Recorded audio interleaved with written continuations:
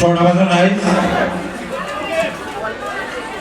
বহৰমপুৰ সমষ্টিৰ সম্মানীয় বিধায়ক মহোদয় তথা আগন্তুক বিধানসভা সমষ্টিত মিত্ৰজোঁটৰ প্ৰাৰ্থী সম্মানীয় জিতু গোস্বামী ইতিমধ্যে আহি আমাৰ মাজত উপস্থিত হৈছে।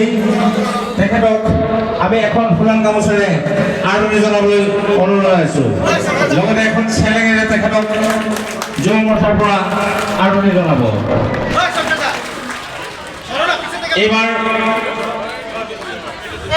অসীম পাল জিলা সম্পাদকে জাপিৰে আদৰণি জনাইছে। কাপোৰ মণ্ডলৰ পৰা ৰাতুৰ পৰা অভিষেক দে, সুমন দত্ত।